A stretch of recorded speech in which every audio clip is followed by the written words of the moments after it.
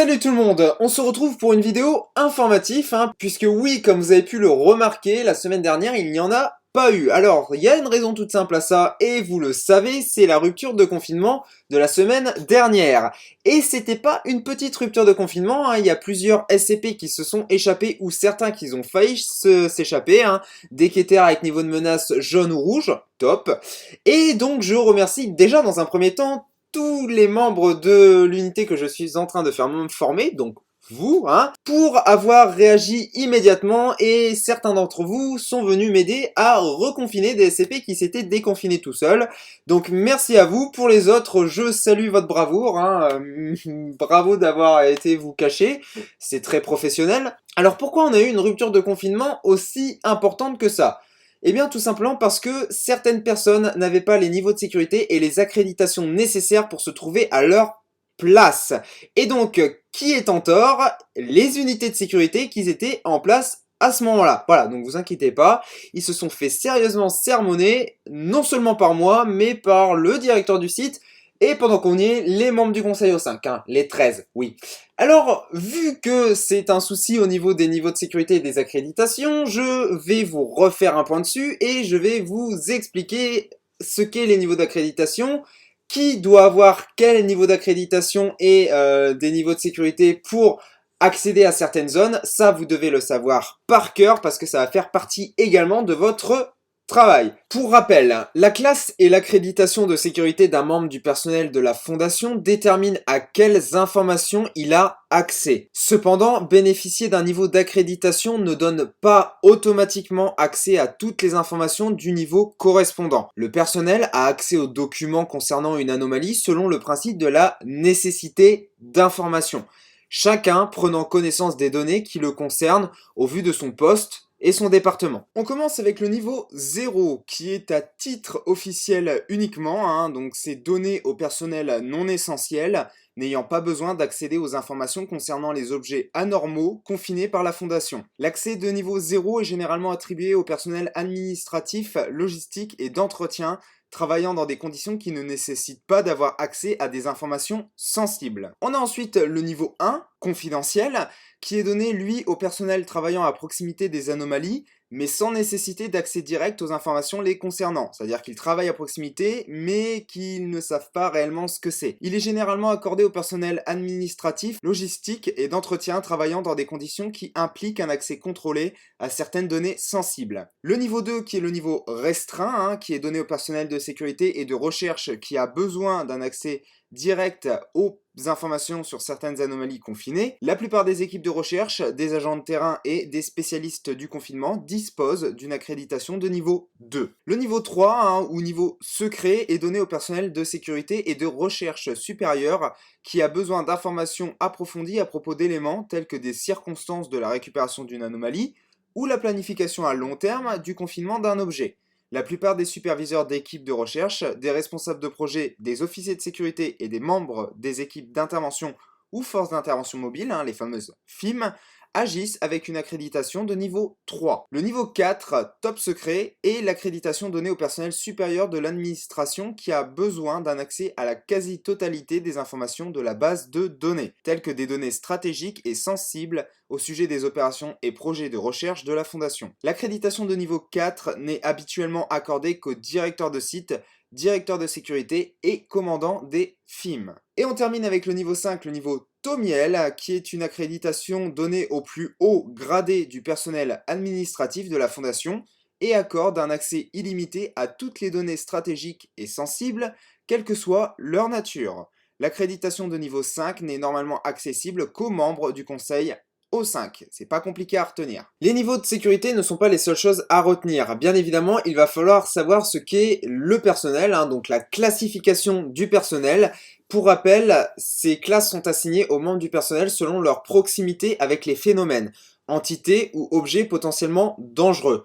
Plus vous allez vers la classe E, voilà, ça va de A à E, plus vous allez vers la classe E, plus ils ont une proximité immédiate. On commence avec la classe A qui est attribuée aux membres du personnel jugés vitaux aux opérations de la Fondation à échelle mondiale et qui ne doivent sous aucune circonstance s'approcher des anomalies. Lorsque les circonstances amènent le personnel de classe A à se trouver à proximité directe de ces anomalies, s'il se situe dans une installation comportant également des unités de confinement, par exemple, celui-ci n'est pas autorisé à accéder aux zones contenant des anomalies et doit rester dans les zones sécurisées en toutes circonstances. En cas d'urgence, les membres du personnel de classe A doivent être immédiatement évacués dans un endroit sécurisé prévu à cet effet. Les membres du conseil O5 sont automatiquement considérés comme personnel de classe A. La classe B, qui est attribuée aux membres du personnel jugé essentiel aux opérations de la Fondation à échelle locale et qui sont autorisés à accéder à des objets anormaux qu'après une période de quarantaine et une neutralisation de tout effet potentiellement dangereuse chez ceux-ci. En cas d'urgence, les membres du personnel de classe B doivent être immédiatement évacués dans un endroit sécurisé prévu à cet effet. La classe C, qui est attribuée à la majorité du personnel standard,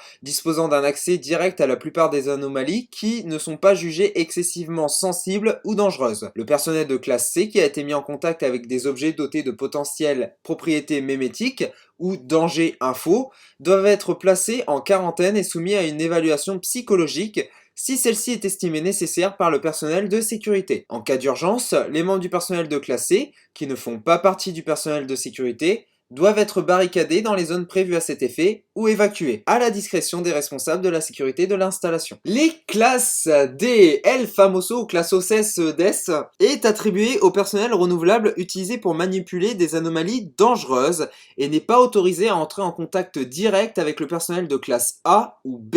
Le personnel de classe D est généralement recruté dans le monde entier parmi les rangs de prisonniers condamnés pour crimes graves ou violents. J'insiste sur ça, hein, on peut pas prendre n'importe qui, c'est grave ou violent. Par contre, dans des circonstances extrêmes, le protocole 12 peut être engagé, autorisant un élargissement des sources de recrutement, permettant de recruter parmi les prisonniers politiques, la population de réfugiés et diverses autres sources civiles. Le personnel de classe D doit passer des examens psychologiques réguliers et se voir administrer des amnésiques de classe B au minimum ou être éliminé à la fin du mois à la discrétion du personnel de sécurité ou médical. C'est au choix. En cas de catastrophe à l'échelle d'un site, le personnel de classe D peut être éliminé sans préavis s'il n'est pas utile au personnel de sécurité. Voilà, ça c'est cadeau, c'est pour vous. La classe E est une classification provisoire attribuée aux agents de terrain et au personnel de confinement qui ont été exposés à des effets potentiellement dangereux au cours de la sécurisation et de la mise en place de confinement initial d'un objet,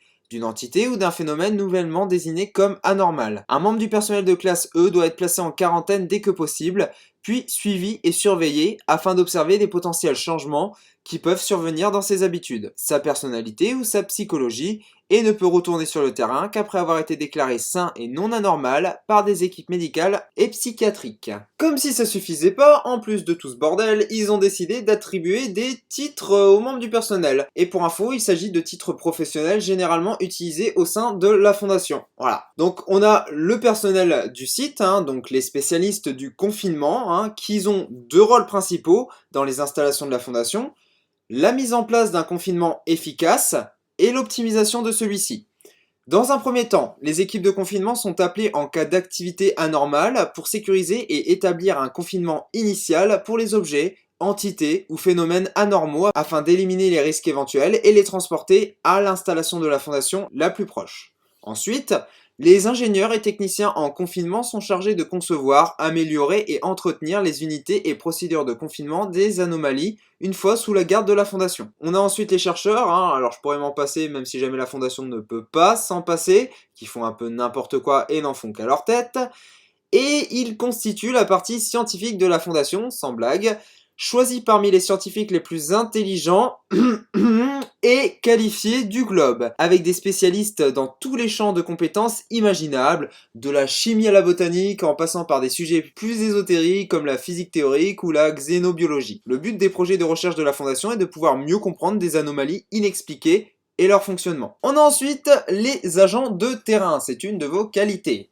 Les agents de sécurité, souvent nommés simplement gardes, alors vous n'êtes pas que ça, je vous rassure, des installations de la Fondation ont pour mission de maintenir la sécurité physique et d'information des projets, des opérations et du personnel de la Fondation. Principalement recrutés dans le milieu militaire, policier et de détention, les agents de sécurité sont entraînés dans le maniement de tous les types d'armes conventionnelles, ainsi que d'une grande variété de procédures d'urgence couvrant la plupart des incidents, pouvant mener à des brèches de confinement, comme par exemple des actions hostiles contre la Fondation. Ce personnel est également responsable de la sécurité des informations en s'assurant que les documents sensibles ne soient pas placés à des endroits inappropriés et que les ordinateurs des installations soient protégés contre toutes les intrusions extérieures. Ils sont de plus souvent en première ligne de défense contre les forces extérieures hostiles aux installations de la Fondation. On a ensuite les agents d'intervention tactique, dont vous faites également partie. Ce sont des équipes d'intervention tactique, de combat hautement entraînées et lourdement armées dont le but est d'escorter les équipes de confinement quand les entités anormales, dangereuses ou des groupes d'intérêt hostiles sont impliqués et de défendre les installations de la Fondation contre les actions hostiles. Les équipes d'intervention sont pour la plupart des unités militaires en poste dans les plus grandes installations de la Fondation, prêtes à se déployer à tout moment. On a ensuite le personnel de terrain avec l'agent de terrain, c'est tout simplement les yeux et les oreilles de la Fondation. Il s'agit de membres du personnel entraînés pour chercher et enquêter sur des signes d'activité anormales, souvent sous couvert des forces de police locales ou régionales, ou intégrés dans les services locaux tels que les urgences médicales et les organismes de régulation. En tant qu'unité sous couverture, les agents de terrain ne sont généralement pas équipés pour s'occuper des cas confirmés d'activité anormale. Lorsque la présence d'une anomalie a été remarquée et confirmée, les agents de terrain contactent immédiatement l'équipe de confinement la plus proche pour la sécuriser et la confiner sans danger. Pour finir, on a les opérateurs des forces d'intervention mobiles. Donc les forces d'intervention mobiles sont des unités spécialisées composées de membres expérimentés du personnel de terrain de la Fondation. Les FIM sont mobilisés pour s'occuper des menaces de nature particulière dont la gestion nécessite une formation qui serait inutile à des agents de terrain normaux. La composition d'une FIM peut varier énormément, allant de chercheurs spécialisés dans le confinement des mêmes, anormaux, aux entités de confinement lourdement armées chargées de sécuriser certains types d'entités hostiles. Et pour finir, l'administration, que je porte pas spécialement dans mon cœur, mais comme il en faut pour que la Fondation fonctionne, je suis obligé de vous en parler. On a tout d'abord le directeur du site, bon sang, j'espère qu'il va pas regarder cette vidéo-là. Les directeurs des installations de la Fondation sont les membres du personnel les plus haut placés de celle-ci et sont responsables de la coordination des opérations du site, ainsi que de l'intégralité des anomalies et projets sous leur tutelle. Les directeurs de département se réfèrent directement au directeur de site, qui à leur tour se réfère au conseil O5. Et justement, les membres du conseil O5, Kesako, c'est un comité constitué de 13 membres les plus haut placés de la Fondation. Quand je vous disais que ceux qui ont fait des conneries au début de cette vidéo, ils se sont pris une roustre par littéralement tout le monde et également les 13 membres du conseil O5, c'est qu'ils ont fait une sacrée bêtise. Ils disposent d'un accès complet à la totalité des informations et documents de la Fondation. Le conseil O5 supervise tous les projets de la Fondation dans le monde entier et dirige ses opérations stratégiques sur le long terme. Au vu de l'importance cruciale de leur poste, les membres du conseil O5 ne doivent en aucun cas entrer en contact direct avec quelque anomalie que ce soit. De plus, l'identité de tous les membres du conseil est classifiée. Chaque membre est identifié uniquement par sa désignation numérique de O5-1 à O5-13. Voilà, donc c'est tout pour ces quelques précisions. Alors ça, c'est bien évidemment à connaître par cœur, puisque si jamais vous ne connaissez pas par cœur et qu'il y a des personnes qui ne doivent pas être dans les lieux où ils doivent être, ça peut poser un énorme problème, voire un très très gros problème dans le cas de ce qu'on a eu en rupture de confinement. Voilà, je vous laisse réécouter cette vidéo si vous voulez, relire la fiche complète avec tous les niveaux de sécurité, accréditation, membres du personnel, etc. si vous voulez. Moi je vous souhaite une très bonne journée, une très bonne soirée ou une très bonne nuit, et on se retrouve plus tard pour des choses plus sérieuses. Ciao!